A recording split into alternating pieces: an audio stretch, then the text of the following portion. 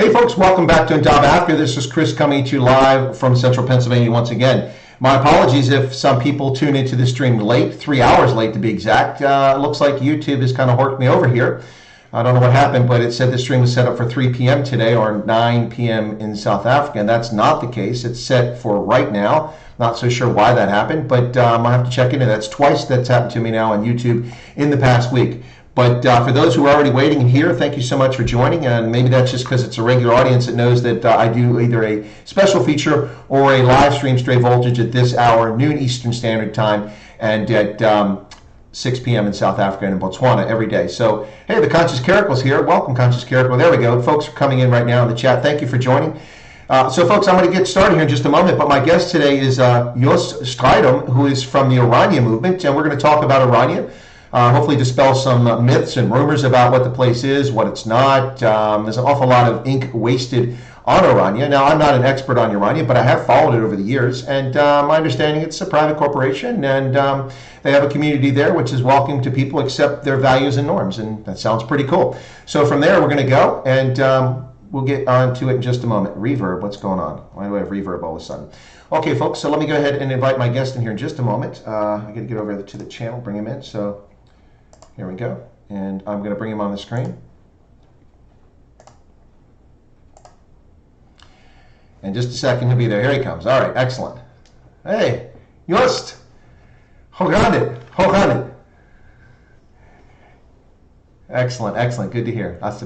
Okay, so I just did a brief introduction. I don't know if you were able to catch that or not, but it wasn't much of an introduction. I did do it justice. Can you tell us a little bit about yourself and what you do there in Orania?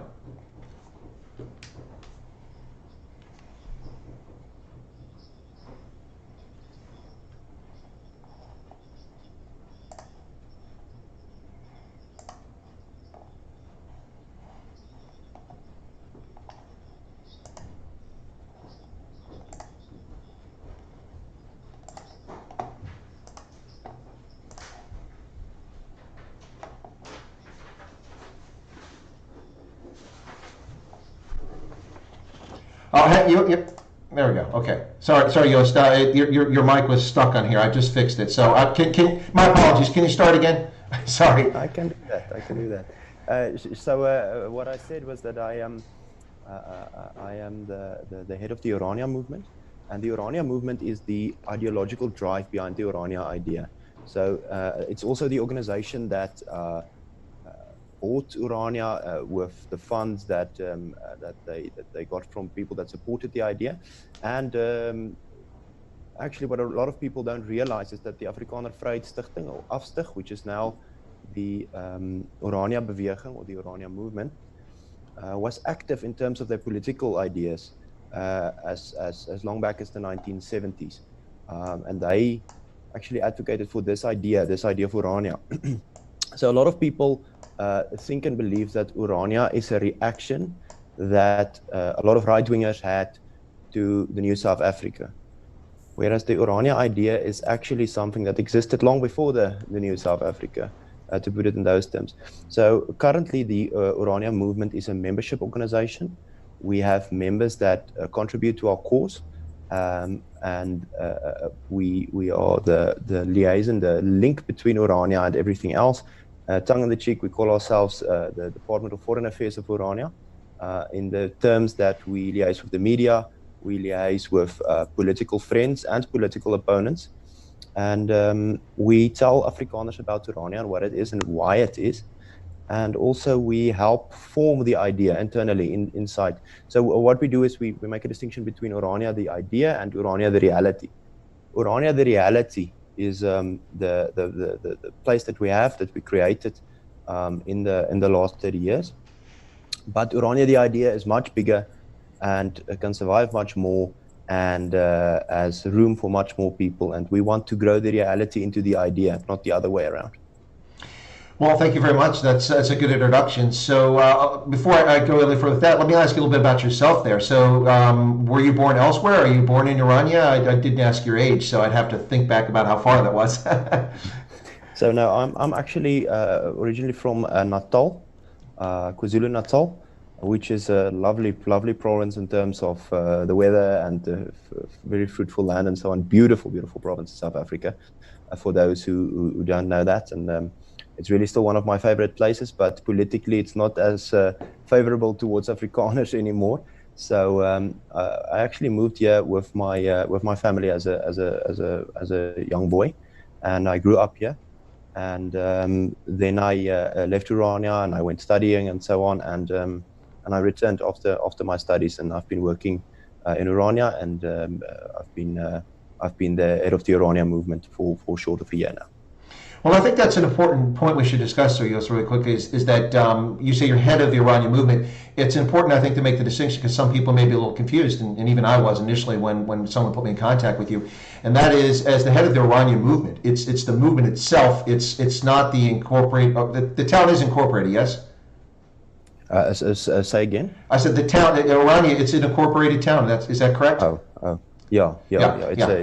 Yeah, so it's a proper incorporated town with a council and such and a mayor, but your position is not the mayor. That's a different position. That's an elected position. Am I correct? Indeed. So the difference is, well, actually, Orania is quite complex. Let me put it that way. Okay. Orania is quite a complex system, and for a variety of reasons. I think, firstly, because we don't have the freedom to just do what we want to do. We had to create a system in the early 1990s when we bought the town, which allowed us certain things, and the advisors in terms of legal advice, and also in terms of primarily legal advice, but also business guys. They said, buy the town inside a company or a corporation so that it can be managed in a certain way. But in the meanwhile, more and more land was bought and became part of Orania, and also some people, voluntarily declared their farms as part of Orania under the Orania Constitution, and part of the Orania infrastructure and so on, which means that it's all part of a bigger idea, but you have separate entities, landowner entities, which functions quite differently, actually, but it's still under the same umbrella of a united Orania, if I can put it in those terms. Well, that actually raises a good question. A lot of good questions are coming as we go along here. Before I even get into some background, I want to discuss, but that does raise a question. So when Orania was formed, because it was in the late 1980s, if I'm not mistaken, when it was first purchased and put together, is that correct? So Orania has actually got a very interesting history. So Orania is currently in what we call Orania's second life, implying obviously that there was a first life. And the first life was when the town existed as part of a sector to give housing to workers who built the dams. If you think back to the 1960s under Verwoerd, South Africa under Verwoerd actually had the dams built, the Gariep and the Van der Kloof dams, which made the Orange River sustainable. But in order to build the dams and the channels and develop agriculture here in the Northern Cape, it was necessary to house the workers here, and they built the town for that. And when the project actually wasn't fully completed to its full extent, there's still one more dam that should have been built, and there was still a lot of the channels that should have been built and so on. But a very successful project nonetheless, given that we can irrigate thousands of hectares of very, very rich agricultural land, and so majorly contribute to the economy in the Northern Cape and further. So the people lived here, and then when the project stopped, it wasn't finished when it stopped, they evacuated the town and became a ghost town with nobody living here. And it's quite an interesting story. They offered it to the army and to the police as a training facility, but Orania is so far from everything that no one was interested. So they couldn't even give the town away to state institutions, so they put it up for sale, town for sale. And Professor Karel Boshoff, one of the founders of the Orania idea, someone called them and said, listen, in one of the agricultural magazines in South Africa, there's an ad for a town that's for sale, or you may be interested.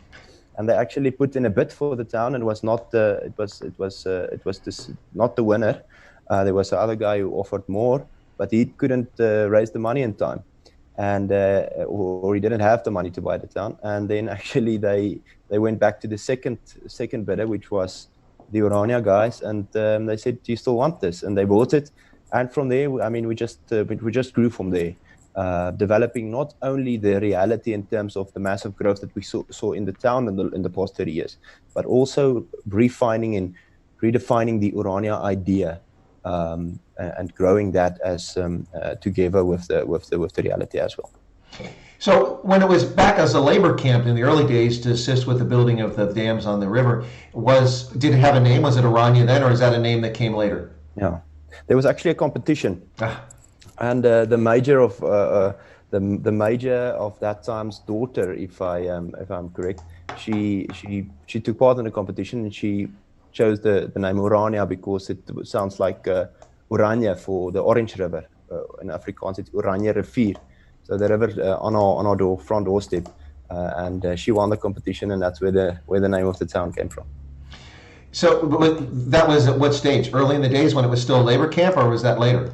Yeah, indeed, in that time, yeah. Okay, so the name has been there for a very long time. So the mystical things that are claimed when you follow things online about this is just created as a separatist state, and they came up with this thing. It had long existed, long prior to that, as a labor camp, and it had the name Orania. So you guys, your Bewegung didn't even, sorry, that's German, Bewegung. It's almost the same as Afrikaans, but your movement didn't even come up with a name. It was actually an existing name for the town. Yeah. That's the interesting thing, both the idea, the Orania idea, and the town itself existed long before 93 or even 99, 1990. So long before that, the idea was, and you must think back to the 1970s when apartheid was on its absolute height. Mm-hmm. It was, for an Afrikaner in South Africa, I mean, it was going quite well in terms of the things that you had access to, and a very strong economy and so on. So it was not going bad for Afrikaners. So in that stage of the political environment in South Africa, actually tell people we need to create a homeland for ourselves rather than putting everybody else in homelands. Let's make a homeland for the Afrikaner. And there's a few reasons for that. The first one is, quite clearly the guys who, let's say, invented the Orania idea or built and developed the Orania idea, which is Dr. Chris Wyatt, which was a sociologist, Professor Karel Boshoff, and the entire community around them.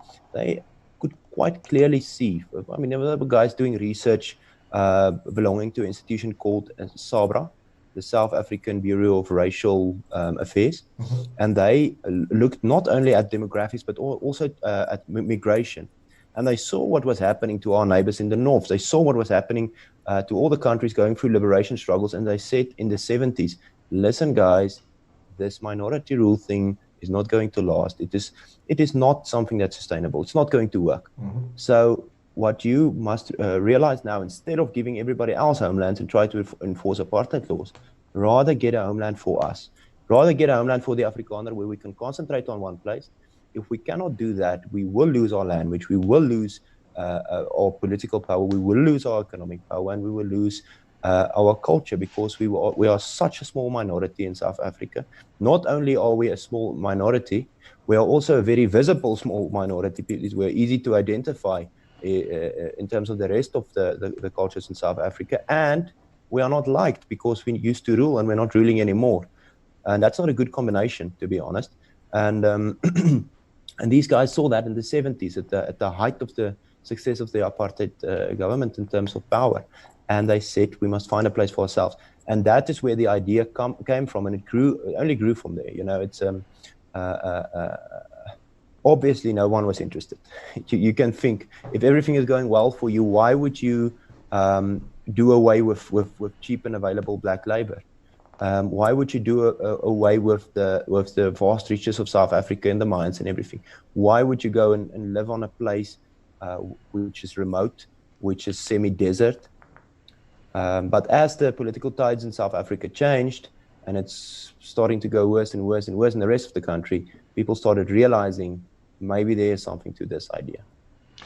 Well, what always gets me about this is there's the consternation you get from some quarters in South Africa today, moaning and whining about people who live in a place as remote as the Northern Cape, where the weather's not exactly ideal, the conditions aren't ideal. I mean, if I were king for a day back at that time and I was going to pick a homeland for the Afrikaners, I'd have picked the Mediterranean climate of the Western Cape, or maybe the tropical climates of Durban and KZN, or even the Drakensberg. But the Northern Cape, I mean, come on, that's a country where Lohafla is located, where a big training exercise area out there.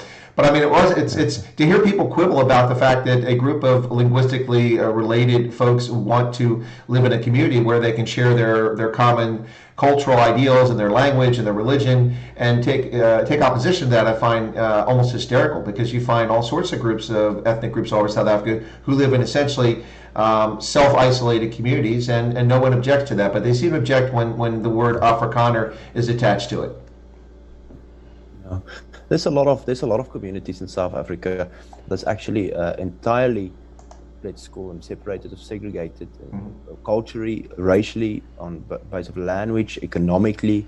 For many reasons, people in South Africa tend to group together, and I mean, before South Africa was colonized, it was quite normal for certain black tribes to, you know, you have an area where the Xhosas live and where the Zulus live and so on. It's completely, you know, the way that the country functioned before colonization. It was only when South Africa was colonized, when everything was put together in a state, a united kind of area where you know, there's vast differences in terms of language, for example, which we all now. So South Africa's got multiple official languages. I mean, what does an official language mean or entail when you cannot go into any place in the public sector and demand to be served in any of those languages? I mean, there's nobody who can speak all of them, almost nobody who can speak all of them. So what does that mean when you have so many, you know, official languages? It doesn't mean a thing. It means everything goes to English, and smaller languages just won't survive this. So cultures have a very, very tough time to survive in South Africa, not only Afrikaans and Afrikaners, but also from the smaller black cultures and languages, you know, traditionally. For example, Orania, a lot of people do not know this, but we actually have a formal memorandum of understanding with a Xhosa community in the Eastern Cape, Miameni, and they came to us and they said, listen, we are fed up with the party politics in our area. We want to be more independent, and the first most logical place of the people that we thought we could speak to is Orania. So do you have some tips for us? Can we maybe share some ideas and some processes? And we help them to set up a lot of things. And our standpoint from the beginning was, we're not going to help with money, funds. We're not going to manage things for them. We're just going to help with ideas. And we visited Miameni, a beautiful place in the Eastern Cape, multiple times, and they've visited us multiple times. And we have quite a good relationship, because we want communities that can look after themselves, take responsibility for themselves, and on a very, very basic level, be self-sufficient. And you know, the guys like the EFF and other party politics institutions don't like this, because they don't like communities to be self-sufficient. They like communities to be organized from the top down, not from the bottom up. And that is very important. If you want to be self-sufficient on a higher political level, you need to take responsibility from down below. No, that's a very good point. When I first heard a lot of the consternation in the post-new dispensation, when people were moaning about Orania, talking about a separatist state and all these other things, I started to look into it a little closer and do research and go, wait a second. Now, there wasn't a lot of good reporting on it, unfortunately. That's one reason why I offer a chance to interview folks, come on the channel and discuss it. But it seemed pretty quickly apparent to me that it's not about separatism. It's simply about managing your own affairs within South Africa. I mean, there's this movement in the Western Cape now, the Cape Independence Advocacy Group. Now there's talking about declaring independence, but that's not the objective of Orania. You're just looking for a self-contained community of folks who have shared cultural values and language. And you mentioned that. The 11 languages, the 11 official languages you mentioned in South Africa, yeah, they even tried to make South African Sign Language the 12th one.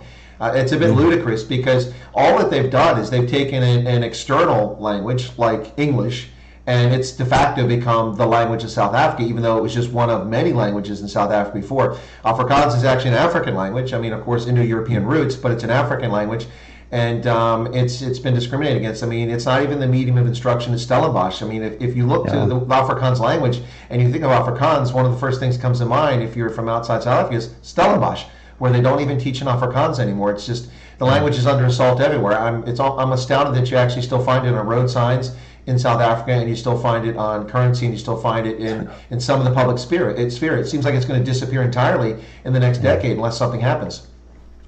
Yes, actually, I had a very interesting conversation this morning with a professor at Tuks at the University of Pretoria.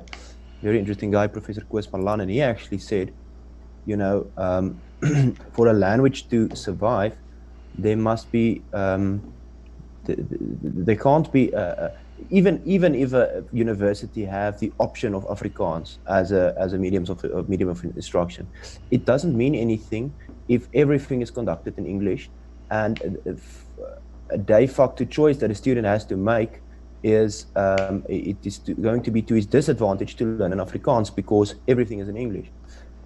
If there are no choice, if there is any disadvantage in making a choice, then there is no freedom, even if there was more tertiary institutions that you know instructed in Afrikaans.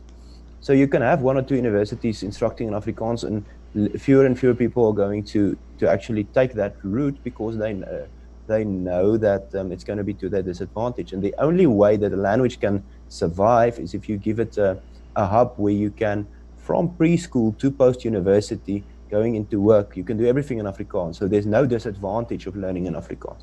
And if you follow that argument and you look at, you know, for example, there's examples in Wales, yes. There's obviously examples in Spain, there's examples of French, Quebec, and Canada, and so on. If you look at those examples, the only way that the language can survive on the long run is a place like Orania, building itself out to be a big city, a powerful city, and more obviously, where you can fully live your life from start to finish in Afrikaans with no disadvantage to that. It doesn't give something in, you know, that's the problem with a lot of people with very socialist views. They think if you call something an official language, it suddenly is. One of the first things that the National Party did was to start developing Afrikaans, taking it to a technical new heights and taking it to academically to new heights and so on.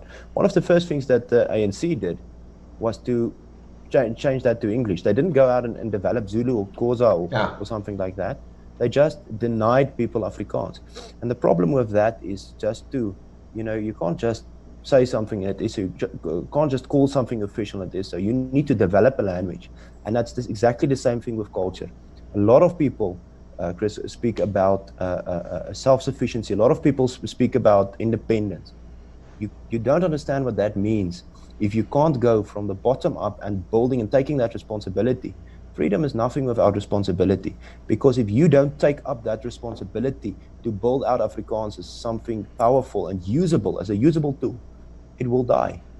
That's the reality. And the same thing with independence. If you don't do your own work, and that's something that we understand in South Africa after using cheap black labor for 300 years. That's something that we learned in Orania. You cannot be free if you use someone else to do your labor. People in Europe is going to start waking up to that very soon, because of all the you know, all the immigrants that they use for cheap and hard menial labor. You cannot be free if you are dependent on someone or something. And if you do not take responsibility from the bottom up, create your own future with your own hands and do your own job, then it's just the same as the ANC declaring something as an official language. It's not the official language. Some of the smaller black languages are dying out because no one is speaking it anymore. Well, absolutely. That's the problem. Absolutely. Sorry. Yeah, what I was going to say is you touched on something I was going to bring up, and you hit it spot on. But thanks and welcome to all the viewers who just tuned in. I think that the message finally got out that the stream is on, because the audience just doubled in the last 5 minutes. So thank you all for joining us. You're listening to Chris Wyatt Africa. My guest is Joost Strydom, the head of the Orania movement. We're talking about Orania and generally speak about Afrikaans language and culture at the moment. But Joost just said something just a moment ago about something, a point that I make is that when the ANC started discriminating and being biased against the Afrikaans language, it's not like they promoted an African language in its place. You don't see Tswana, you don't see Venda, you don't see Siswati, you don't see Basotho, you don't see any of these languages being promoted as a national language. Not that I'm calling for that. They simply mistreated Afrikaans and promoted English in its place. And while I'm a mother language, first tongue English speaker, it's nice for me to be able to come to South Africa and be able to speak to people. But I mean, that's not really accomplishing much. And I think you're absolutely right that we've seen that Welsh nearly disappeared, almost gone. Less than 10% of this Welsh actually could speak it proficiently when there was finally a political movement in Wales to resurrect and save language. Now over a third of Welsh, close to 40%, can speak it proficiently. It's a tremendous story about saving a language. The same with Irish Gaelic. It nearly died out completely. It was only in small pockets in the Gaeltacht in the western part of Ireland. And it survives. You see languages like Norn, which have completely disappeared, Manx, which is gone. Those are Celtic languages. But then also in South Africa, you talk about languages disappearing. You see things like the languages that the San speak being wiped out, and Khoi languages being completely disappeared. So I think you're spot on with that. But let me ask you a question here. We'll shift a little gears. Is that okay, Joost? Yeah. Okay, so let's get back to Orania itself. We'll come back to Afrikaans if there's time for that, because I enjoy those conversations. But let's talk about Orania. So you said you have members. So it's not a co-op, though. It's not like you pay to become a member of Orania and you have a share of it. Is it membership as in like it's not the best term, but like a club, or is it membership in a co-op? So what happens is we are a voluntary organization, and you can join as a member and have a monthly debit order. But a lot of people ask, what do I get? And that's not the point. The point is not, and you don't even have to be a member of the Orania movement to come and live here. The point is, people who are members of the Orania movement want to see Orania succeed. Mm-hmm. There are people who send money to a place that they believe in. They send a small bit of money every month because they want to see Orania succeed. There's to organize a community with support, not nationally only, but internationally, with people who support you and want to see you grow economically, want to see you grow culturally and so on, and support you with that model. That is what the members of the Orania movement are. They are people who are so strongly believe in our ideas that they are willing to make a donation on a monthly basis. And that's not all. I mean, it's not about the money. It's about going out there and getting people to buy into this idea, to understand what Orania is about, and to take people with you. And that's why we also have a lot of international members, because the Flemish people in Belgium, for example, we have a good relationship with them. They experience a lot of the same things that we do. The South Tyrolean people in Italy, we have very, very good friendship with them, and we actually visit each other on every second year. We go to one place or the other. So we have people that believe in our idea and that would like to see us succeed. And obviously there are some benefits to belonging to the Orania movement and so on. But that's not the point. It's actually, investing money in Orania, investing your time, or helping us carry this idea, and it's lighting a torch for the Orania idea, basically. No, I get that entirely. Very quickly, not to get away from the topic, but on my channel here on YouTube, when I first started, a lot of people were like, "Hey, so when are you going to have memberships? When are you going to open up memberships?" And I'm like, why would you want memberships to my channel? I didn't really understand the concept. But then I watched a few other YouTube channels, and I saw how people became members of the channel, not about money. And like if you want to be a member of this channel, you can be, in the US, it's $1.99 a month. In South Africa, that's 10 Rand, so that's about 60 cents. So it's not a financial commitment, but it's about being part of something and supporting something. And so it sounds to me like it's the exact same thing that you offer and hope to achieve for Orania with membership. No, this is the thing, and we want people to buy into the idea fully, and say we are committed to this. It's about believing in something, taking part in something, helping us publish, helping us, spread the word, and that's basically it. But it's obviously, as I said, it's fantastic to have so many international supporters as well, from Russia to America to Germany to Italy, We have so many people that support our cause and, believe in the Orania idea. Because the thing of the Orania idea is that it's universally usable. It's not only usable for Afrikaners in South Africa, it's also usable for Xhosas in South Africa, or Zulus, or whoever wants to take it up, and also usable for Europeans in Europe. It's few basic ideas. If you want the culture to survive, there's certain things that you need to do, and that is basically what Orania is saying. Well, it's very interesting. If for no other reason, I'm glad that I actually come on the channel, because I learned something very useful. I'm a massive supporter of Südtirol. Of course, I've been speaking German for 35 years, and I used to live in Italy. On the weekends, I would drive up to South Tyrol, Südtirol, to Bozen, or as the Italians say, Bolzano, and I do my shopping there. I had a German language newspaper, the Dolomiten, which was delivered to my house near Vicenza every day. So I get the news on Italy in German every day. And I'm a massive supporter of South Tyrol. I have friends that live there, and I've spent a lot of time and a lot of money there over the years. So it's interesting to hear that Orania has a relationship with South Tyrol. Because, of course, South Tyrol is a place that knows exactly the struggle about maintaining your cultural identity. Because for those who don't know, I'll just very quickly digress. South Tyrol was part of Austro-Hungarian Empire for centuries. And it was predominantly ethnic German, about 90% ethnic German. And then, as a reward for joining the Allied side towards the middle of the First World War, the Italians changed sides and they joined with the Allies, and they were rewarded by being given South Tyrol as the territory.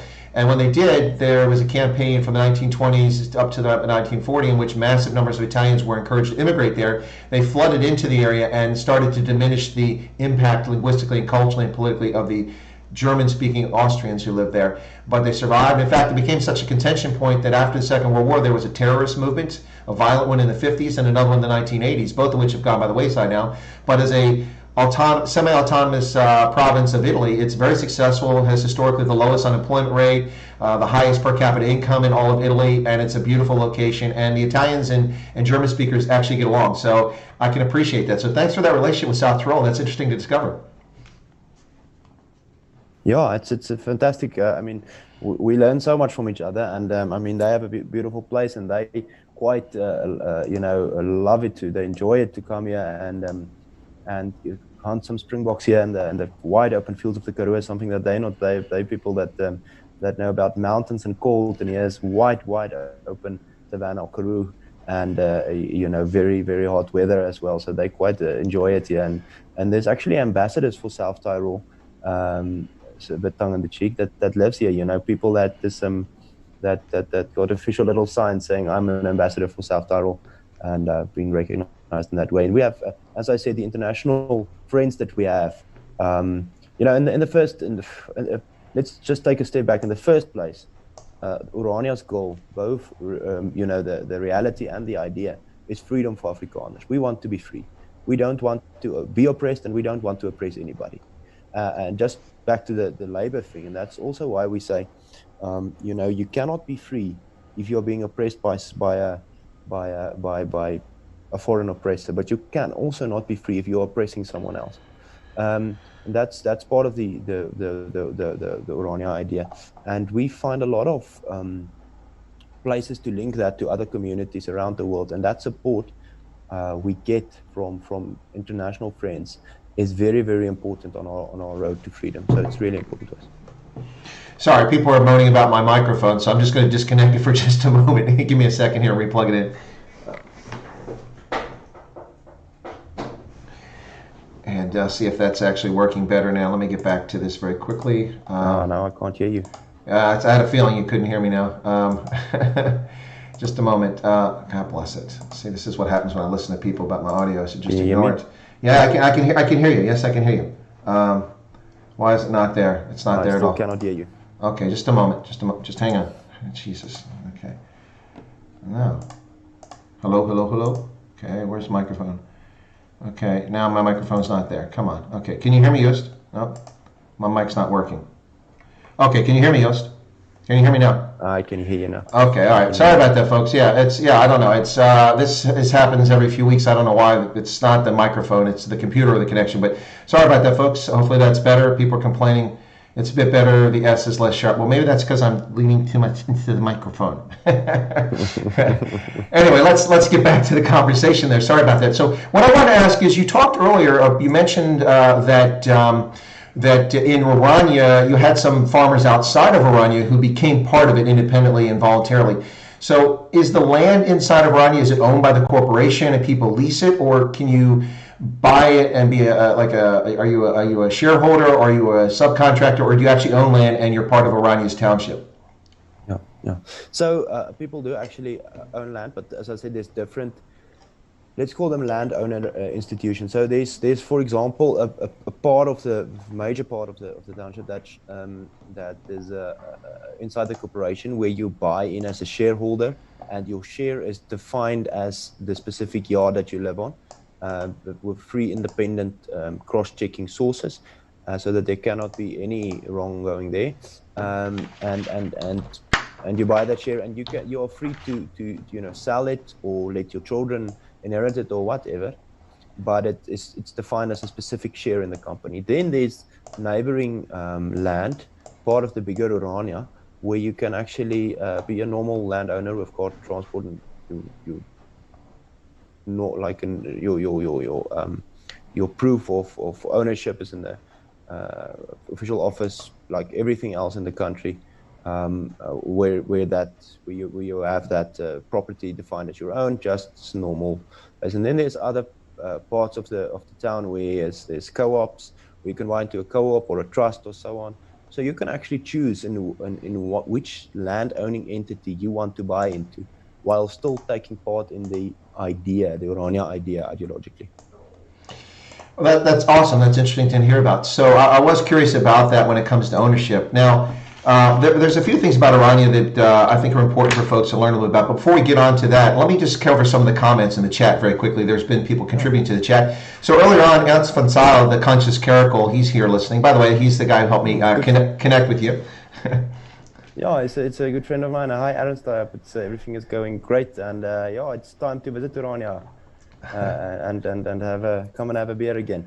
Well, that's not we have to wait for the alcohol ban to be lifted unless you've got a storage room. But we won't ask that question. No, but he said that some of the roads in Orania are made out of the excess dam concrete, if he remembers correctly, from back when they're building the dams. Is that true? Yeah, and you can take a jackhammer and stand on that road and try to break through them. They are extremely, extremely, extremely hard roads. The poor guys working at our newly founded Department of Roads at the municipal offices, they have a very hard time with the old roads, because the cement is so hard you can barely break through it. And some of the old buildings as well, it's impossible to demolish because it's just so strong. Yeah, Aaron says he'll come to Orania, but it's going to have to wait till it's green in the springtime. So he'll be back in the spring. Just let you know that. Right. Now, Lynn, who grew up in Rhodesia and then her family relocated to South Africa when she was a child, Lynn says, how can you go and live in Orania? And that's actually a good question. But before you answer it, let's talk about that. It's difficult to get accurate figures. I don't know if you're able to share them or not. The press does a poor job. The last census was in 2011, but I don't know. Is my estimate of about 1,800 people living in Orania, is that accurate? And if so, can you tell me about that? And then how can you go live there? Yeah, so Orania is somewhere between. We do our own census every year. Mm-hmm. And the last one that we did in December 2019 is almost through with all the data, and they will publish it soon. The 2018 census is the last one that I had in hand, and there we were I think 1,600, but we grow every year with about 10% on average. So every year, Orania has a growth of 10% in population. I think in 2016 we had almost 14% growth, which is really, really big. I mean, if you even big cities like Pretoria and Johannesburg, I mean, they grow with 1% or 2% or whatever. But most small towns in the Northern Cape or so, they are actually they're shrinking in. The population is negative growth of about 2% or 3%. So Orania is quite impressive with its 10% growth, and I would say somewhere between 1,800 and 2,000 people living here currently. It would be quite accurate. But so many people are moving here since the lockdown was the final straw for a lot of people, and a lot of people just said, okay, we're packing our things now, we're moving to Orania. So what you do is, obviously Orania is not just a town. It's not just another place. If you want to come and live here, you must be very certain what Orania is, and to some extent, we also want to know who you are. So what we do have is a committee, and it's the entire committee is of citizens of Orania, people who have lived here multiple years. But anybody, if you doesn't matter if you're, if you wash cars for a living, if you work at a radio station, if you are, a major businessman or whatever, you are, as a citizen of Orania that lived long enough in the town, you can become part of a committee. And that committee looks at new people who want to move here. But it's not like a job interview. It's not like a crazy background check or anything. We look at people's criminal records, because obviously we don't want drug addicts, major violent criminals and things like that to come into our community. So we look at a criminal background, and then we make very sure that people understand what Orania is. And the most important thing is culture, obviously, culture and language. And religion is also important to us. And the next thing is the idea of doing your own labor.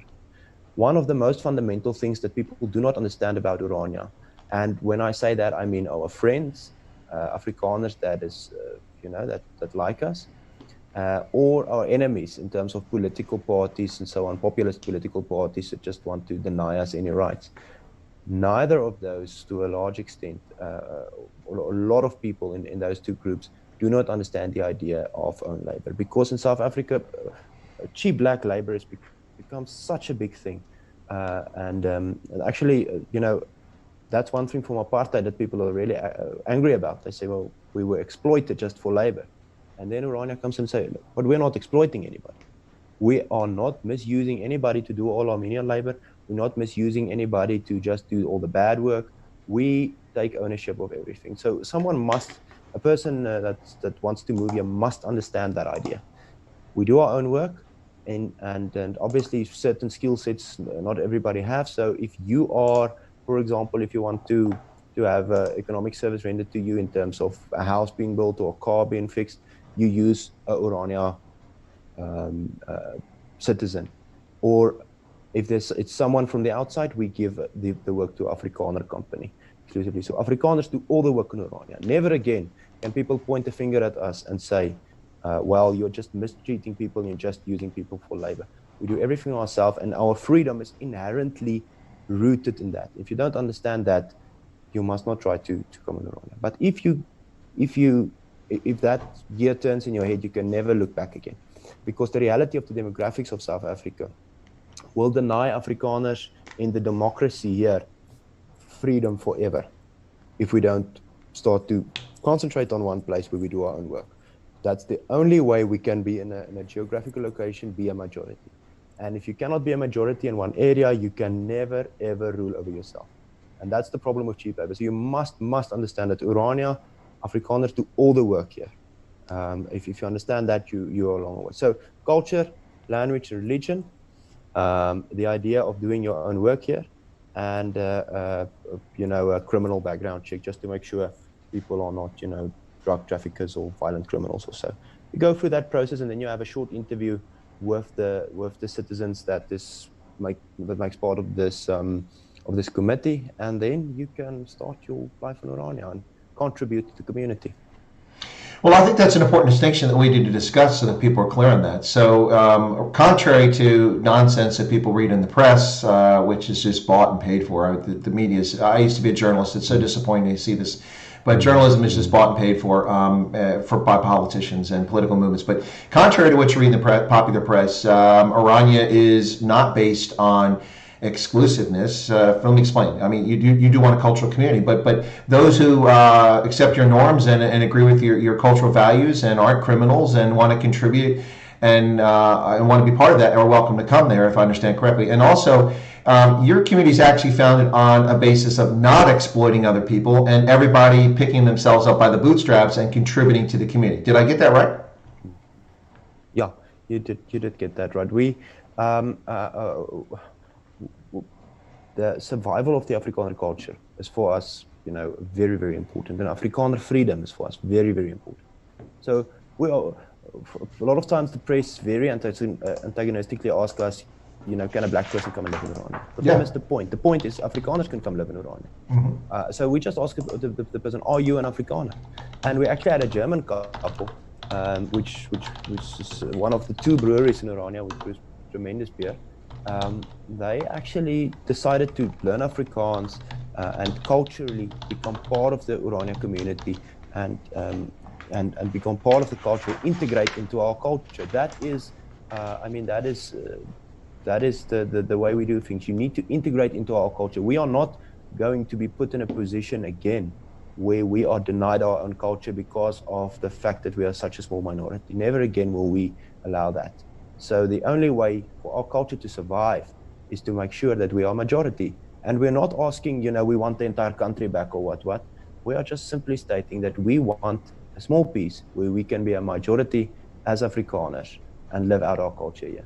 And that's for us, it's non-negotiable because it's the only way Afrikaans and Afrikaners can survive. Looking at even the 2011 statistics for the census, I don't know the numbers now, there was a small percentage, a few black South Africans living in Orania, but you had a fair number of coloreds who were part of the community as well. Of course, coloreds historically first language Afrikaans speakers and Dutch Reformed Church members by and large. So you do have coloreds in your community as well, correct? Actually, Chris, let me answer your question on 2 ways. The first one is that statistics from the previous census is not quite accurate, and it is. I'm not actually sure. I think the people of towns surrounding Orania maybe came to Orania and had been counted here in some way. Those percentages are not an accurate reflection. But the other side of the story is we don't do a pencil test on people or something like back in the apartheid years to test their race or whatever. But at this stage, I can tell you that there's only Afrikaners living in Orania. Those census data would not be correct. However, we don't try to mimic apartheid style tests on people to see which are you on this side of the line or on this side of the line type of thing. But I can assure you that there's only Afrikaners living in Orania at this stage. Well, the ruling ANC definitely does it based on ethnicity and race. Otherwise, how would they be able to pass racist laws like broad-based black economic empowerment, which keep people from getting access to government contracts? But quick question here from Paulie. Paulie said, ask him about the beer. Only in Orania alone, or is it available elsewhere? The brewery spoke about being run by Germans. That's fascinating. No, that's actually, we are so proud. We've got 2 breweries. Also, but both of them, one of them recently changed in owners, so the new guys are getting set up now. But the German couple, also good friends of mine, they've been doing Bavaria beer for quite a while now, and they actually you can drink it in Potchefstroom and I think in Pretoria as well. I'm not sure where, but there's certain bars, and they're very exclusive. They don't sell to anybody. They sell to friends. Let me put it that way in terms of businesses. So they would make friends with a restaurant or a bar owner and then sell their beer to them. But it's available almost everywhere in Orania. Every restaurant and every bar stock those beers, and I mean, we love it. It's just such superb quality that it's really, really nice to Sepp, the guy recently came out with a volksbier. He calls it the volksbier, and he said there's no way we can sit next to a braaivleisvuur or a barbecue in Orania, speaking about freedom and drinking foreign beers, as he puts it. We need to drink our own, have our own drink with our own logos and our own flags and everything on it, and that is how you experience freedom next to the barbecue. Now, I'm going to guess that your German brewers are brewing by the Reinheitsgebot, so it's actual real beer, not this carbonated nonsense that a lot of big breweries come up with. Yeah. All right, then I'll have to check it out. They're very strict on that. I'll have to check it out. I'm a bit of a beer snob. The only beer I drink in Southern Africa is Windhoek Lager. Yeah. Well, the day you come and visit me, the beers are on me. Well, there you go. I'm going to have to get there now, but I'll have to go with Ernst when it's green. That brown stuff is a little depressing in wintertime, but yeah. So let me ask you some more questions about what the Orania movement does. So some of the things you told me about it, you sent me a note, and you're looking at physically expanding Orania. So does that mean incorporating more land into the town or expanding the concept of Orania? So to answer your question, I'm just going to take a step back and Sure. look at what happened in the 1990s. So everybody in the 80s, conservative politics in South Africa was very active, and people was quite excited, and there was a lot of groups forming and people mobilizing, and all kind of things were happening. And then we bought Orania, and we had this major expectations, and the people didn't come. Remember, the idea of Orania was always to be a majority inside a certain geographical area. And the people didn't come. And for a very long time, we were just 100, 200, or 300 people living here. And we thought the people would stream here the moment they had the opportunity. And actually, people can go Google. There's a guy, Wally Musa, who actually said in the early 2000s that the pursuit of an Afrikaner homeland in the Northern Cape is a legitimate pursuit. And that was said in Parliament. And we thought, this is it. We are basically independent. But the people didn't come. And that is the reality of independence or freedom or whatever you want to call it. You need to have the reality. You need to have the people on the ground living there. So we were quite disappointed, obviously, that Afrikaners didn't migrate in much, much larger amounts and large numbers of people moving here. But we had to take a step back and just, reconsider our options. And then we said, okay, we understand why people don't come. Afrikaners, by default, are highly qualified people, or the previous generation. Sure, you have engineers and doctors and major successful entrepreneurs and businessmen and chartered accountants and whatnot. And the rest is also quite skilled, whether it be in business or technical aspects like trades also. Skilled people. And skilled people need an economic area to, sell their skills in. So that's why Afrikaners are sitting in Australia in the corner offices. That's why Afrikaners are in London. That's why Afrikaners go to the USA. That's why Afrikaners leave South Africa, because everybody that has a skill that they can go sell in a safer environment where they are not actually actively prosecuted by racial laws and things like that, they just move. And then we realized that this long-term survival strategy for Afrikaners in Orania should be to create that economic area where you can be a good engineer and you can still come to Orania. You can be a good doctor and you can still come to Orania. You don't need to immigrate to Canada or Australia or wherever to. So the short-term or the medium-term plan is to turn Orania into a city. And I know most of us have very negative connotations towards the word of city, but we speak about a landelijke stad or a rural city. It's not it's not skyscrapers and whatnot, but where an active economy supports itself on all sectors, where there is room for major sectors and a lot of competition, and where skilled people, professionally qualified people can find an economic home for themselves. And that is the idea, to actually draw people here. So now that's a long road to get to your question, but the point is, the amount of land that we have available at currently, not the infrastructure, but the land, could from our independent city planners, they say that we can easily accommodate 10,000 people in Orania on the land that we have now. So we want to develop the infrastructure to facilitate that, firstly, and then secondly, expand and take the communities, to expand the community's borders and obviously accommodate more and more and more people, until the long-term strategy is to have so many Afrikaners in the larger area that de facto we are, to a large extent, more and more independent. Now, you've got businesses there. You talked about, of course, obviously agriculture. I imagine maybe some small cultural craft shops and stuff like that, and also there's breweries. Is there any light industry, and do you allow outside investors to become part of a corporation, or do people intentionally seek to retain control and ownership of within Orania? Because I think it's an important question, because if you develop some businesses and industries, but it's outside investors, maybe they have different ideas and then they take the business away or try to take it a different direction. Yeah. So we try to expand our economic infrastructure majorly, and we have a lot of plans doing just that. And the short answer is that an outside investor can help build Orania, but it's on Orania's terms. Mm-hmm. We are not begging for people's money to please just come and to help us play a role in developing our community. Orania's terms on Orania's land. And Orania's terms is if you want to be economically active here, if you want to live here, or if you want to have a business here that you manage from wherever, you need to go through our processes and to buy in on our ideas. Obviously, things like doing our own labor, non-negotiable. I see in the comments someone said that you know, arbeid maak vry, and that's eie arbeid maak vry.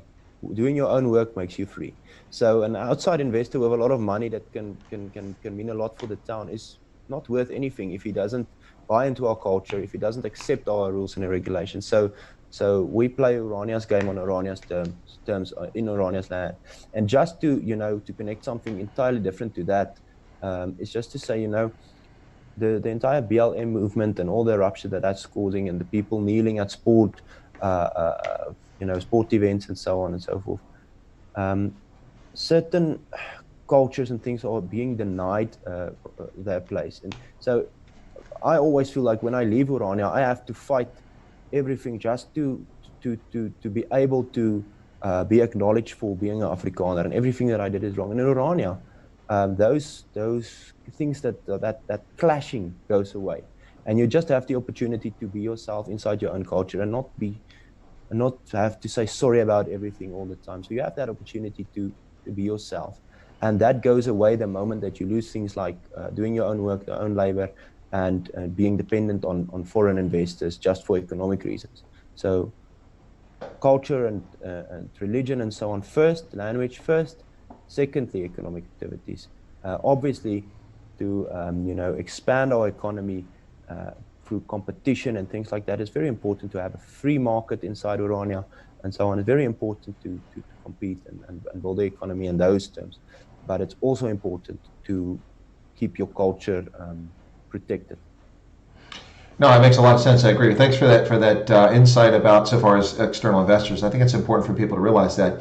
So, folks, if you take a second there, we've got over 100 people currently watching the stream, and I don't know about you, but I'm finding it quite interesting, and my guest has been very open and forthright, sharing comments and thoughts about Orania and what's happening there. Can we get some likes? 57 likes there. Come on, push it up. 110 people watching. We got 57 likes. Let's push it up there. Do a little e-begging here. Come on. We got a good guest. Anyway, so let's get back to it. I want to make a few comments in from Offensa. She came out here and she commented a few times, and I just want to catch them all. And now it's a good time to catch them in a row. About 20 minutes ago, she said, "Glad I made it. I've been waiting for this show." And then Offensa said a little bit after, she says, "Thanks for asking the question about exclusivity. He answered it well, and it pretty much helped me understand what Orania is about in a nutshell." Well, that's what we're hoping to achieve here, so that's some good news. And then she had another comment a little bit after that, and she said, "We already have black-only towns. In some areas, it won't be as great if you don't know the language there. So to an extent, we have pockets of Orania all over South Africa. We just don't know it yet." Actually, I think that's a very insightful comment on her part. You do have it. They're just not called Orania, and they're populated by different ethnic groups. Would you agree with that? Now, the thing is, as I said, I mean, we spoke before the show. We also spoke, and I also told you that I strongly believe that the Orania idea could be a solution for the entire South Africa. You know, where, and I spoke about it a bit, where I said, you know, the management from the top down, and that's what we saw with the English colonization of South Africa. You know, the South African idea was managed from offices in London, drawing absurd borders on maps, dividing a tribe into one on the you know, on the one side of the border and the other on the other side. It made no sense. I mean, the landmarks, the rivers, the mountains, and things like that, which is natural borders, just didn't even matter. So the antidote to, and that's actually the interesting thing, or the fascinating thing. Everybody speak about decolonizing, but no, very few people actually understand that. And the concept is, if you want to decolonize things, you start from the bottom up. And that's the advice that I could give to other South Africans of other South Africans of other cultures and races and so on. If you want to decolonize, if you don't like the things that colonizers brought here, take responsibility from the bottom up. Don't try to force it down on everybody from the top down, because people call themselves anti-colonizers or decolonizers, and then they force their ideas on everybody else. They call Afrikaans the language of the colonialists, and then they take it away and replace it with English. The real language of colonization. Yeah. So if you want to have that if you want to have your own culture, and so you need to build from the bottom up, and that's what Orania is doing. And we are standing on the rooftop screaming to everybody who wants to listen, take this idea and use it, modify it for your own culture and your own community, but use this idea. We believe we have a good idea. We not only a good and functional idea, but also ethical idea. Because, as I said, we're not oppressing anybody, we're not misusing anybody, we just want to be ourselves. There's nothing wrong. It is okay to pick your own side. There's nothing wrong to pick your own with it, to pick your own side and to pick your own culture. There's nothing wrong with it. But never mind which side of politics you're on. If you are the so-called colonialist, or if you are the decolonizer, if you want to force that idea onto everybody else, you are being oppressive. That's the short version. So Afrikaners want to be ourselves, and we want to have our own community where we play by our own rules, and we have an inherent God-given right to do that. But other communities have that right as well, and they should take it up by building communities from the bottom up, by creating areas where they are not dependent on other people's labor, when they are not dependent on other people's handouts or social grants. So there is no freedom. I said it earlier, but I want to say it again. There is no freedom without responsibility.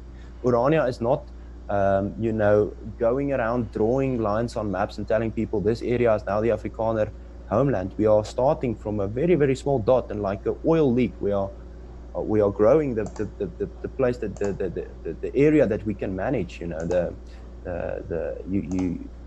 You can't have freedom if you can't manage it, and you can't take that responsibility. So you spoke about other communities. I say go for it. People who want to come and speak to us wherever they are from, come. Let's have that conversations. Let's be open and honest with each other and say, this is the realities of the South Africa that we are living in. There are certain things that is not ideal, and we can change that by taking responsibility. But we take responsibility for ourselves in the first place. If you want to take my tax money to give it to people for social grants, I'm not going to be happy with that. And I'm going to move more and more where I can support Afrikaners and support my own people, and I can build schools for my own people. And if they force our tax money from us, I mean, we will still make new plans and take new initiatives, and we will build our own universities, we'll build our own schools, because we take responsibility. And that is the first factor in wanting to be free or independent, is taking responsibility. No, what you're talking about, quite frankly, is just a very human sort of thing. It's throughout the history of Homo sapiens, we've always grouped in like groups, whether it's clan or it's tribe or it's nation or country, whatever it is, people always group together. It's just a natural human sort of thing. And for people to attack others because they're comfortable around people who speak the same, who live the same, it's all part of this fake diversity nonsense that's spread all over the world, in which, okay, we're only healthy if we're diverse, and diverse means one of these, one of those, one of these, one of those. Oh, we got a black, we got a white, we got a Jew, we got a Muslim, we got a Christian, we got a transgender, and that's what people call diversity, and it's supposed to be the strength. And in fact, it's not. Diversity can be a strength, but there's nothing wrong with people being homogenous either. That's taken as if meant to be. Yeah, go ahead. Diversity can be a strength if it's voluntarily. Yeah. Forced diversity is not a strength. No, it's fake. It's faux diversity. Yeah, absolutely right. So, folks, you're listening to Chris Wyatt Africa on the Indaba Africa channel. I know this is not about mining. Somebody asked me that on LinkedIn today, is your business about mining? No, Indaba has been appropriated by the mining community with their big mining Indaba every year. But this is Chris Wyatt Africa on the Indaba Africa channel, and my guest today is Joost Strydom from Orania. He's the head of the Orania movement. We're talking about the difference between the movement and the town itself, which is hoping to become a city. I'm not sure what the status is in South Africa, but in America, you can incorporate as a city instead of a town once you hit 5,000 in population. I mean, that's not universal around the world, but I don't know if that's the case there. But here you have to have 5,000. So, but he's my guest today. Listen, there's been a few really good questions come in. I don't know if you're able to stay with us a bit longer. I should tell people before you answer that he's experiencing, the rolling blackouts, the load shedding that's taking place in South Africa. So he's jumped through some super hoops to be on time and to be our guest today. So for that, I say bye-bye, donkey. I really appreciate that they're able to come on. But can you stay a bit longer for some of these questions? I do enjoy it. So I would very much like it just to stay on. Chris, thank you. Okay, so let me get to the first one here. I want to bring so actually they're not in order, but I want to go back and do them this way. So Bismarck Bear asks a question: does Orania have any plans to start up a tradition of the Boy Scouts, which has been eviscerated in this country? The Boy Scout league known as the Four Trekkers. Are you going to have something like that, or do you have something in plans? So, yeah. So we have our own institution that is similar to an extent, and it comes in the same tradition of taking responsibility. So our security institutions here in Orania actually has a youth option where you can join and help take responsibility for the town in various sectors. Also, explore your history, explore your culture, explore the Orania idea further, but also go on field exercises where you learn things about camping and being, practical things that you can do as a member of the community, but also with the idea of being, what's the word for it now in English? We call it an Afrikaans paraat or weerbaar, but the ability to look after your town, be vigilant. Vigilant is the word. Yeah. To be a vigilant part of the community. Africa is not, or you would know, Africa is not a safe or a stable place.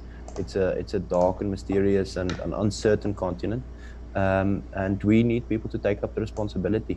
So we have a program for young men, who'd like to take the responsibility of looking after their town in that terms as well. All right, that's interesting. The Boy Scouts of America has been made available to girls now, but Campfire Girls and the Girl Scouts of America, boys can't participate in. So anyway, but that's another story. In weird times. We do live in weird times. Anyway, but the squeaky wheel gets the grease, I guess. But so the Conscious Caracal has asked me to ask you about the Aura currency. What's going on with that? Is that actually a real thing? Has it happened? Is it used internally? What's the deal? Yeah. So the interesting thing is I can actually see if I have my wallet here and I can try and show you. The interesting thing is it's illegal in South Africa, obviously, to have any other currency than the rand, because the Reserve Bank, manages all the rands. But we don't have our own currency, but we do have a coupons that happens to look a lot like notes and money, and we use it in that way. So what happens is, Chris, in 2004 we printed a lot of these, and we put actual rands in the bank to represent these, like a type of a gold standard, if you will. So that amount of money is in the bank, and it's obviously gaining some interest. But a lot of things are happening now. So in the first place, you get discount at certain stores if you buy with Ora. So it's not cheaper, or the Ora is not stronger than the rand because it's only representing the rand, but you get discount. And secondly, nobody's going to put a gun to your head and take your wallet if all you have is some notes that you can only use here. And thirdly, you have all that money in the bank gaining interest, and that interest is used by the Orania Chamber of Commerce to give training to businesses, entrepreneurs and so on in Orania, to actually give them a better grip on managing businesses and to expand and empower them as well. And also, a lot of people, for tourist reasons, take euros out of our economy and they exchange it for rands. They take home a worthless piece of paper and they put rands into our economy because they want the souvenir. So every now and again, the euros expire, and there's a new series, coming up now. Chris, and I can tell you the symbolism that's being built into these notes is such a pleasure, to work with symbolism that's from Afrikaner culture, things that we can be proud of, and also Orania culture, because Orania is developing a bit of a culture of its own. It's so nice to be able to trade with our own notes and do our own thing, but also, as I said, the security implications for us as well, because it's safer to use our own money. And I'm looking very much forward not only to the next series of euros, but also to the electronic version that's going to be active very soon, where you can buy in Orania with euros just as easy as with your cell phone. Well, I have to say, I'm going to have to ask you if you can't hold on to a few of those in mint condition existing coupons, because I'll be one of those tourists that wants to get a hold of them, but once they're out, they won't be there anymore. So I'm asking you now to set a few aside for me, and I'll give my hard-earned currency to get that worthless currency, because I also collect currency, and then I look forward to the new ones to see what's on there. I'll swap you $100 for 100 rands or 100 euros. No, 100 rand. 100 rand is no. Well, I'll give you $3 US for 100 rand. Yeah, it's headed that direction anyway. It's really sad. 17, 18 to the dollar. It's just crazy stuff. So if you, it's very scary. it is scary. So a few other, but I like the approach you guys took. You backed it with something that's tangible. You know, you actually put money in a bank, a convertible currency that you can actually draw on, and actually is backed by something.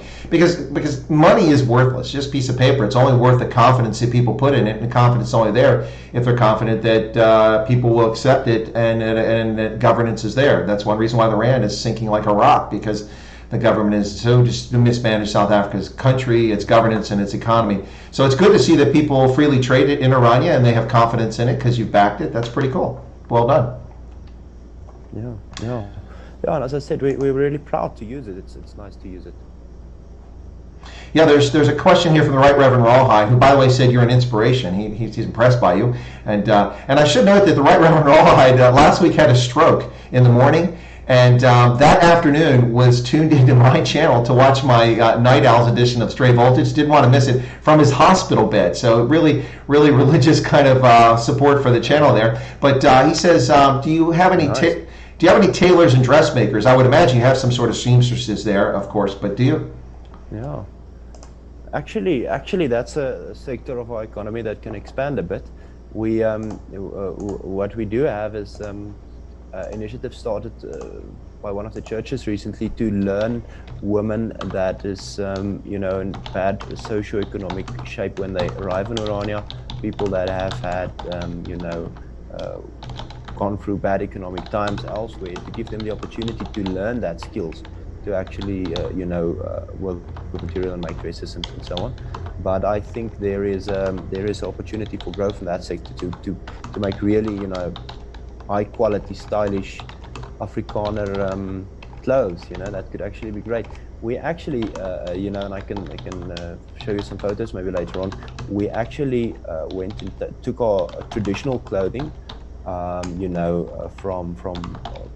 100, 200 years back, and we are modernizing it currently. So the image that people have of this very old voortrekker dresses and stuff like that, we're modernizing that and incorporating into Orania as a modern version of traditional clothes, just as the Germans did with their traditional clothes. And I think they are famous for that, and it's lovely to see them at their beer festivals in their modernized traditional clothing.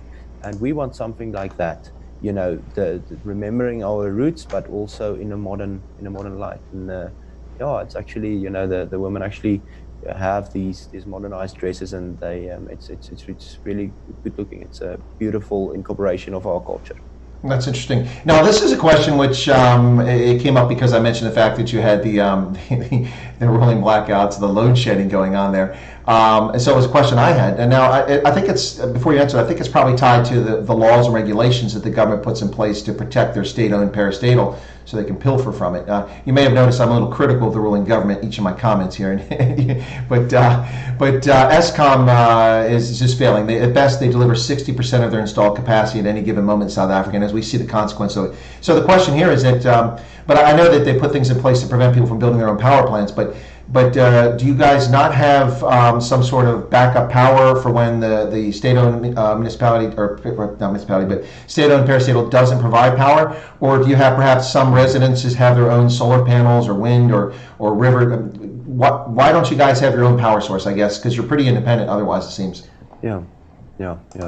So that's a very, very important question. And I mean, there is no political form of independence that's not backed by food security, backed by the ability to generate your own power, by trade and things like that. So you need that. The politics, a lot of people think that the politics comes first. The politics comes last, And I also want to say the same to the initiatives in the Western Cape, which I obviously support because I like local government much more than someone sitting in an office 1,000 kilometers away and try to rule over you. So I support those initiatives, but I just want to remind people that you must look at the practical implications first, and it's what I said with responsibility, and secondly at the political things. You need to be independent on a very, very basic level before you can go into the politics of that. So that's just why energy and power is a really important factor for Orania as well. Obviously, the ANC makes it next to impossible to, on a large scale, have your own energy. So the answer to that in Orania is, and I think that says something about the type of person that moves to Orania, is most houses, and growing number of them, install full solar power systems to the house. So it's even more local than a city-run or a municipally-run power source. It's literally every homeowner should take up that responsibility in the first place. Secondly, there's some factories in Orania, like an aluminium factory and some restaurants that's fully on solar power. Obviously, solar energy is a large supply here in Orania. There's a lot of it available, so we should use that. But we are taking things to the next level now, and what we are doing is we are planning a solar farm that we want to install on a larger scale with shareholders buying into that and helping us to finance that very expensive project in order to become more and more energy independent. Well, that's a great answer. Thanks for sharing that. So let me go back to the Orania movement very quickly and run through a list of some of the things that you hope to accomplish with it. Maybe you can highlight something that's important. Is that okay? Yeah. Okay. So you're looking for members for the Orania movement to help expand Orania, promote the idea, refine and develop the concept, the idea of Orania, getting international support, liaison with the media, with friends, opposition, and government to educate people on Orania. I think we've done a lot of that in this stream today, so I think we've helped accomplish a little bit of that there. But is that pretty much touch on what the purpose of the movement is all about? Yeah, that's correct. That's correct. So I could come to Orania, yes. I have to learn Afrikaans better than I speak it though, because ek praat nie Afrikaans nie. Yeah. So the thing is, you must. So the thing is with moving to Orania is, and that's the factor that would, persuade the committee that overlooks these things, and that's the good intentions, the bona fides to actually prove to us. We don't want to go and test people. Are you, ethnically enough? Are you culture? Do you take part in enough actions in the culture? Is your language correct enough? Is your religion pure enough? We want people to, from their side, come and be enthusiastic about being an Afrikaner, coming out, practicing the language, going out and making sure you speak a good Afrikaans, going out and promoting the culture and things like, for example, tomorrow is actually a holiday in Orania. We do not celebrate South African holidays. We celebrate our own set of holidays, cultural holidays, things like Taaldag, which is the day of language, Afrikaans. Yeah, language day. So that's tomorrow, 14th of August, when the GRA, the Genootskap van Regte Afrikaners, started with formalizing Afrikaans as a language. We celebrate Majuba, the Battle of Majuba, where the Boer Republic actually, for the first time in a very, very long time, had a positive outcome after a war with the British, and it's also known as the first Freedom War, and the second one we obviously lost, the Anglo-Boer War. We have days like the Day of the Covenant, the 16th of December, when a majorly important religious day for us, when 300 voortrekkers actually not only survived but thrived in a battle against tens of thousands of Zulus. We have days like Bitter Einderdag, or the Day of the Bitter End, which was the end of the Second Freedom War, or the Anglo-Boer War, where we actually started with the peace or actually signed the peace negotiations. So that's the kind of things that we celebrate in Orania culturally, and we want people to enthusiastically take part in that, and on a religious level as well, and also on language. We want people to actually come and be the drive for the Afrikaner culture, be the drive for Afrikaans, be the people that make the difference. And if if you can come out and prove to us that your bona fides in those terms are right, and you want to do that's I think the point of integrating into a culture. So my apologies, I caught part of what you're saying, the 300 stuck in my head, and then I went straight to Thermopylae and thinking of the Spartans of 300. So it threw me off when you said 300. But were you talking about the Day of the Covenant, the Battle of Blood River? Is that something that you celebrate or no?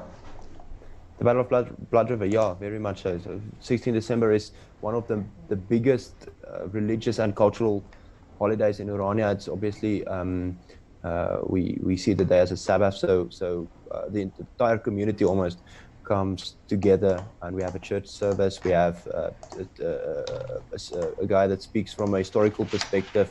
We have, in the week surrounding it, we have all kinds of cultural competitions and activities, and we make the town up with flags and things like that, because it's really important to us, and it's a part of our culture which we want to live out and not lose, and not let it fade into the grayness of modern liberalism. We want to actually be proud of our history and our religion. My first time to visit the battle site in KZN was 20 years ago, actually, almost to the month. It was in September, I think, 20 years ago I was there. And at that time, you could go from the side where the Afrikaners, the Boers fought, and go across it's called a river, but to me it's really a stream. It's pretty small. But you go across, and then there's where the Zulu were, and they had their Zulu display museum, and you could see both sides, and it was very complimentary, and the people who worked there got along. It was a wonderful experience, although I must say that the drive out there was very annoying because it's not a coal tar road, it was all gravel. No. So I mean, how about paving that road? But I've read recently that they put a chain link fence up, and people can't go from one side to the other, and the Zulu side was excluding people. I hope that's not the case. That's rather unfortunate if that is the case, because I think that everybody learns from that battle site. No. Actually, I haven't been there in ages. I've been there many years ago for the last time, and so I can't confirm or deny that. But it would not be great if that's the case. I think that as you said, it's a beautiful heritage site. Well, I have to, not to be a fanboy for Offensa, but Offensa came back with another comment which I found interesting and entertaining, so I'm going to share it. And I think Offensa, based on her name, is a Tswana speaker, I'm guessing. I don't know. I can't really see her icon very well, but she said, I got an A in Afrikaans in my matric year. Can I at least come and smell the roses? I should think so. Happy to let tourists come. You're happy to have tourists in Orania, are you not? Yeah. We get, actually, it's very interesting. We get tourists from all over the world, all kinds of. I mean, we had the people from the embassy of Indonesia here recently, which was a really interesting visit, and they took great interest in Orania. But we have visitors and tourists from everywhere. From the eastern countries, even from the Middle East, we've had people. We've had Americans and Germans and Australians and whatnot, but also from South Africa. All the different cultures of South Africa also visit Orania, and we are more than happy to welcome them here and show them our place and so on, because we stand in the spirit of openness, in the terms that in the first place we are proud of who we are. We are not backing down from everybody. We're not shying away from everybody. We are proudly Afrikaner, and we are not, even our political opponents. I mean, Julius Malema was here, Zuma was here, Nelson Mandela was here. So even people that, from an ideological standpoint, I mean, I'm vividly opposed to communism. But even from that standpoint, we had them as guests here, and we treated them with respect, because we are not intimidated, if I can put it in those terms. We are proudly Afrikaners, and if you are proudly an Afrikaner and comfortable with who you are, you don't have a problem of welcoming people and showing them your settlement, and actually sharing your culture with other people to see that. Yeah, Kermit GTT is saying, Offensa, that's impressive. I'm Afrikaans and I never got an A. And then Carl Swart had a question here regarding religion in Orania. He says, Watter kerke hat Jula in Orania Joost? Is dit meer NG, which is the Dutch Reformed Church, I believe, Kerke, you traditionele Sisterkerke. Yeah. So which church do you have there? How was my Afrikaans? Terrible there. Yeah, that was very good. Impressive. You are close to that A. And I believe you also didn't have Afrikaans as a subject. No, And not in Appalachia. So regarding religion, let's put that in context. So Orania is very, very, very we have a very strong foundation in terms of Christianity. Mm-hmm. We are Protestant Christians, but we don't have religious police going around and checking up on you to see if you went to church on Sunday and what specific part of the beliefs that you have. We are on prospective Protestant Christians, but we give people the freedom to live that out as they see fit inside our framework of our constitution, which very specifically states that we are a Christian community, and that also have obviously an effect on the rules and regulations in Orania as well. But we don't have, as I said, a religious police going around and policing you. It's the same as the culture thing, Chris. Actually, we want people to be excited about their own religion, Christian religion. We want people to actually go out and live that out, and that's the kind of people that we want to move here. But we are not going to say, you're not Christian enough for you. If you are a Christian, and in the most case specifically Protestant Christians, you're welcome to be part of the community. And obviously, you signed the Orania Constitution, which specifies that we are a Christian community. Well, thanks for sharing that. I just have to devolve here very quickly to revert to something. I saw Erica made a comment. Erica was born in Katanga. Belgian parents, grew up there for a bit and then fled, of course, when it all went to crap, and then moved south. But Erica is a former dairy farmer. She's active on the channel, and one of my moderators, she was telling Rudy that she also lived in Dundee. So not related to Orania, but I just wanted to share very quickly about ethnic diversity. When I was in Dundee, I stayed in a hotel there. I can't recall the name of it off the top of my head, but the proprietor was a ethnic German whose parents were born in Angola because they were sisal farmers in Angola. They were ethnic Germans, and she was born in Southwest Africa, Namibia, because her parents were removed from there at the end of the First War. They were brought back with the Afrikaners, the Dorsland trekkers and others who had made it to Angola, who were brought back to Namibia, as was her German family. And then she was born in Namibia, and then she had a hotel in Dundee. So it's crazy how you see people move all around the place. So you've gone from KZN, now you live in Orania. But I do have a question before we get out of here.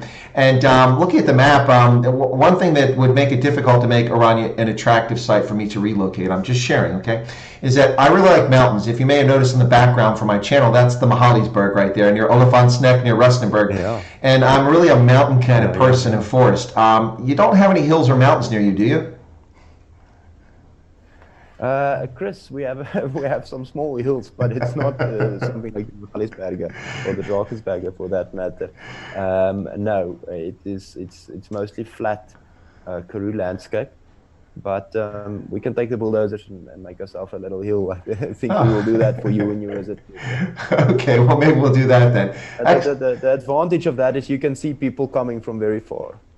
That's true. That's as a military guy that's done a lot of recon and intelligence work over the years, I like to have that vantage point. So listen, it's been fantastic having you as a guest today. I mean, I hate to close, but I mean, you've got things to do, and who knows when you lose power there, unless you're running on the generator. I'm not sure, but so I want to thank you for being a guest. And before we go, I'd like to give you the opportunity to give you a chance to share anything else you'd like to share about Orania we might not have discussed, or just share anything in general with folks. Uplifting. If you've got something uplifting, that's great. Yeah. Well, Chris, to put it in these terms, well, first of all, I've spoken to a lot of media over the years. We get a lot of international journalists here, and it's my first time actually speaking to a colonel. So thank you for that. First, it's a privilege, and it's also a privilege to be on your channel. It's a privilege to see all the positive comments from people participating, and it's really nice. I want to leave people with this. We live in very absurd times, and I mean, you can just switch on the television or go online and you see all this kinds of absolute absurd news, things that just don't make sense. And let me tell you, Chris, things make sense in a community. Things make sense when you surround yourself with people of a culture that you associate with. Things make sense inside a family. Things make sense inside a church that believes the same things as you. And the antidote to all this chaos and this disruption and this instability and all the bad things is to find your place inside a culture and to live that out. And that is what Orania is. That is saying it is okay to pick our own side. It is okay to be on our own side. It is okay not wanting to kneel in front of communistic political ideologies that you don't agree with, but people bully you into kneeling or feeling embarrassed about yourself.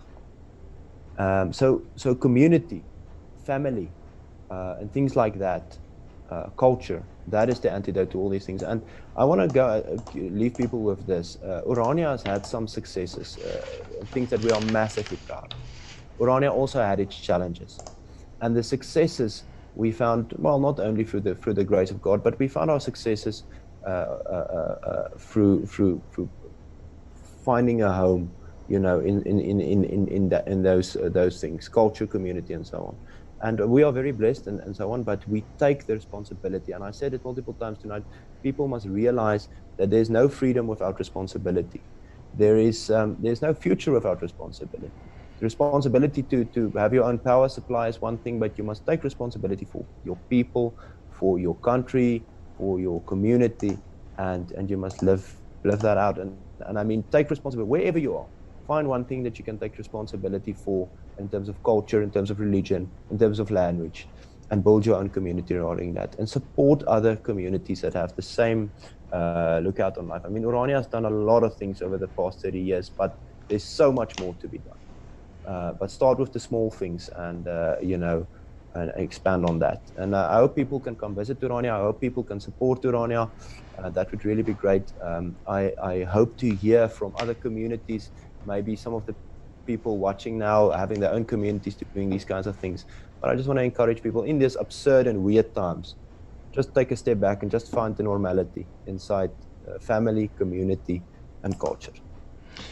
Listen, Joost, I hate to do this because that was brilliant, the way to close it. I mean, I just want to give you a mic drop and go out the door. That was so well said. But if you can indulge me for one more question, it's a good question, and I think it's one of interest to people. I don't want someone to think that I ignored this question, so it's a really good one. May I ask you one more question? Yeah. Okay. Yeah. No. It's so I just because it was a really good question. So it was from where's it at? Kalpana Sony, who comes on the channel quite a bit and asks some really good questions. Says so they don't have crime in Orania. It's meant to be a question. I don't think it's meant to be a statement. Of course, I'm sure there's crime there. People commit crimes all over. People misbehave. But I'm going to guess that the level of crime is relatively low. And who covers that? Do you have local security or do you have the SAPs that come in when there's a crime? So.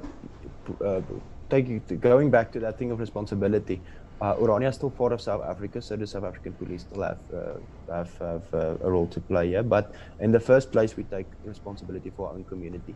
And let me say this, in the first place, if you look at farm attacks, for example, there's two things, and sorry, I just want to expand on this a bit because it's massively important with all the farmers being killed. There's two major things that I think is a problem. The first thing is isolation. So you have a single farm family, maybe elderly people, 1 or 2 or 3 or 5 people in a small family, and they live remotely on a farm that's far from everything. And that is inherently the Afrikaner's problem. We live spread over a big country, and we're a small minority, so we are spread. So Orania's idea of survival of the Afrikaner people is concentrating on one place, and that is why we chose a province that is underpopulated, scarcely populated, so we can repopulate it with Afrikaners. So concentration is a major issue. Concentration via isolation is a major issue in security, and I'm sure you know that as well. You're vulnerable when you're alone, you're strong when you're inside a team. The second thing is the fact that research shows that something like 92 or 96% of farm murders have their origins in information from the farm workers or the house workers also. Orania's strategy around security, starts with the idea of doing your own work and not having people that give out information about, how much money you have in the house or what, if you have guns or whatever. So that's the two important things. Concentration of Afrikaner people on one place to protect each other. And secondly, the idea of doing your own work. That is where security starts. But then, yes, we have an official security company that is professional, that is, qualified, and that's also registered.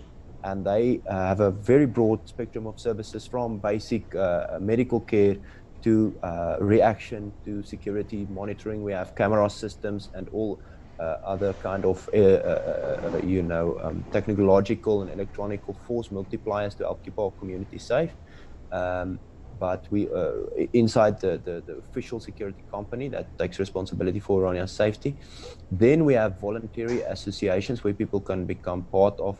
We have a very well-equipped team of guys that is voluntarily taking part in our security and making sure everybody is safe. And there's also different role players in that sector as well.